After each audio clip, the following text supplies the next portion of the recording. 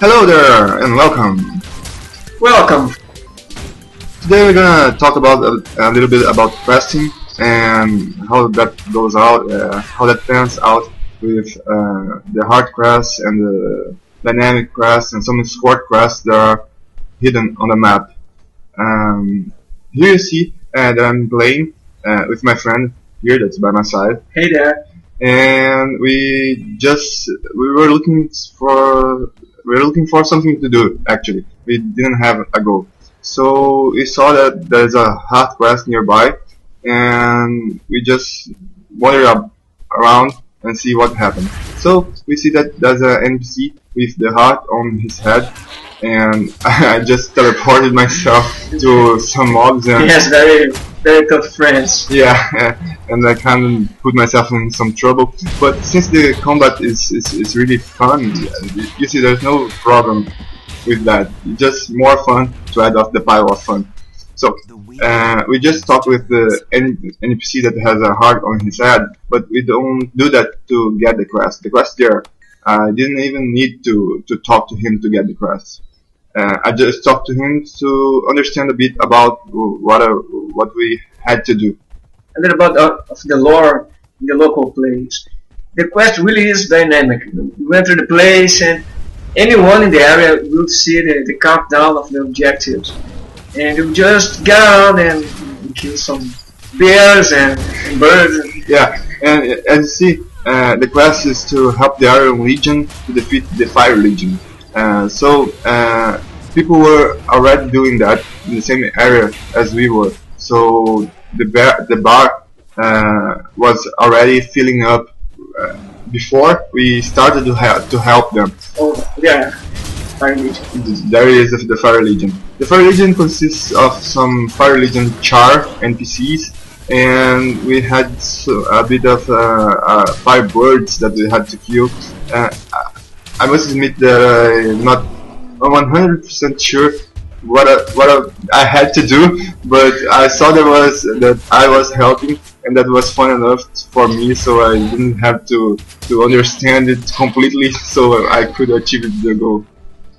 Sometime in the game, I was walking around and I saw a castle, a little fortress, calling help from the players to defeat some 10 waves of centaurs attacking.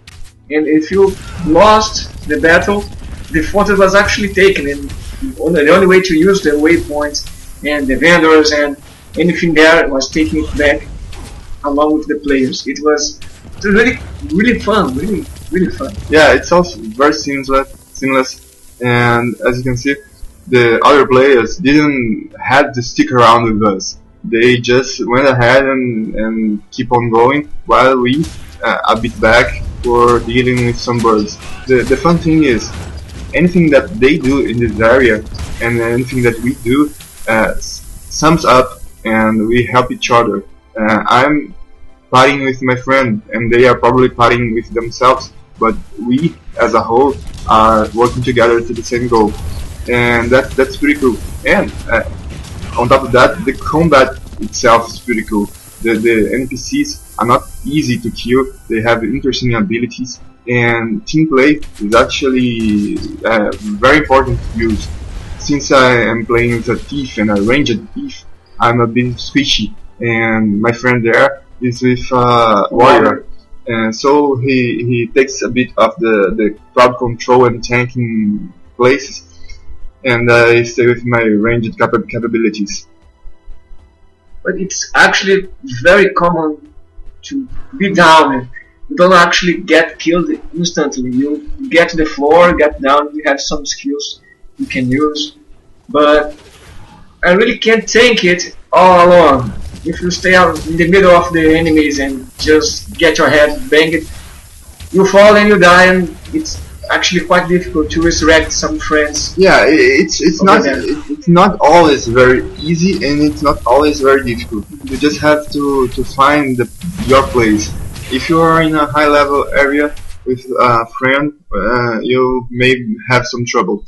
But if you are in a higher level area with like 15 guys, you are probably gonna get down. But that's not such a problem because that one of that 15 guys probably get you up and you are probably going to succeed. So you just have to evaluate the situation, and there you go. We see that's a new event nearby. While we are doing one quest, we see that there's another quest near. So we have several options. We can just ignore it and complete this quest that we are doing. We can just shift to the other quest and start doing the other quest, or we can try to do both at once, which I don't think it's a really good idea because you can see that there is over in the top bar a yellow bar and a orange lettering. The orange usually means a smaller area with some more focused challenge. It can be a big enemy, it can be a rescue, that is this case. Yeah, in this case it's actually an escort. It says that you have to find the scout and escort him back to safety. And we actually have no idea where the scout is, but since it popped up in this area, we have the idea that it's somewhere near around. Fire Legion.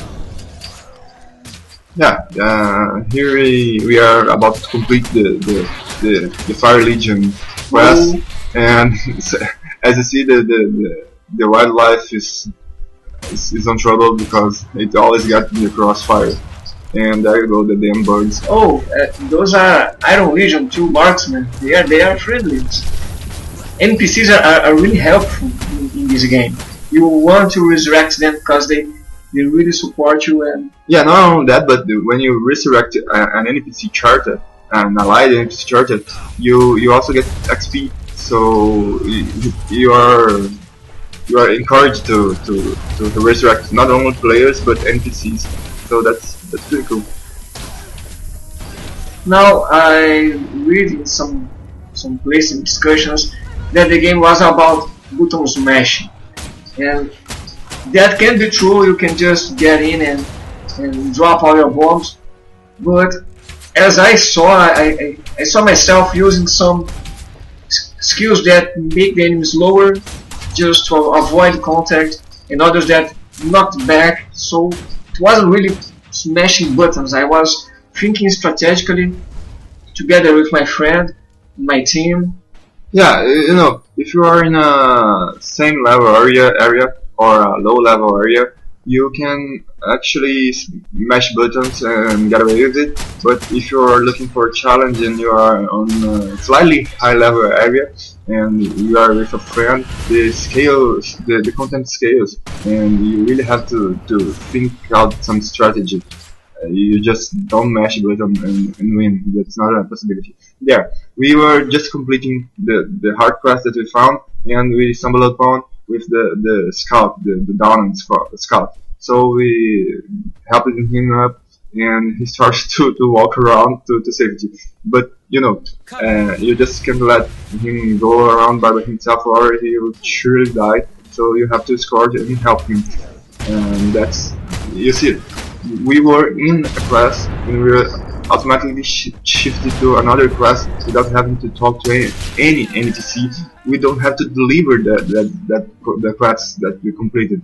We just completed them. We can see if you let the scout out by himself, he kind of dies. But the good news is that he doesn't die and reset. You can help him to get back and continue from where you were from. That's, some people mistake that with an easy route, but that's not the case. That's about if you are swarmed by high level mobs, it don't matter. Even if you help him up, you're gonna have trouble to get out the area. So it's not easy as some people make it seem. Also, if the player dies, I mean, if he is downed and he fails to be resurrected, the penalty for that is that you get your armor, one piece of your armor damaged, and let's go grouping and scaling. Yeah, until you lose all your armor. As you can see on the lower half of my interface, there's a red icon that that's showing that my armor is pretty A red broken shield or a heart, if you can see that. So I probably need to repair soon, and that costs me some money. And also, when you die, you have to teleport yourself, and that also costs you money. So there's a penalty, yes, for when you die. I think some waypoints are for free to give you a chance to go back. Yeah. But not all the waypoints. Yeah, especially the ones that are that far. You want yeah. to wait for. Yeah. As you see, we escorted the scout to safety, and he's about to be safe. We just have to be happy that we finished the two quests. Yeah, you have the world, man. You get a reward, you get a evaluation of your participation. Yeah, and bronze, silver, medal. And I mean, you don't get a reward when you complete. You actually get a karma reward. You get gold and experience. And then you can go back to that NPC with a heart that we saw and talk to him. And he will have some weapons and armor, and he will ask you if you want to buy them for exchange of your effort. Yeah, you have all that karma that you can spend, and it's not only that quest that you completed that will give you some. You can actually spend another quest karma with that NPC. So if that NPC doesn't have anything interesting to sell you, you can just keep it and store it and use it in WVW or another sailor or any other time you find. Or when you complete another hard quest, maybe he has a better reward and it's a bit more expensive, and you can use what you saved up with another hard quest. Well, I think that's about it. We saw a bit how the quests integrate within themselves and how it really seems seamless, and it doesn't take you out of the experience. The immersion is really great, and all the important parts are there. So I think that's about it. That's about it. Okay, so we see you next time. Thanks for watching. See ya.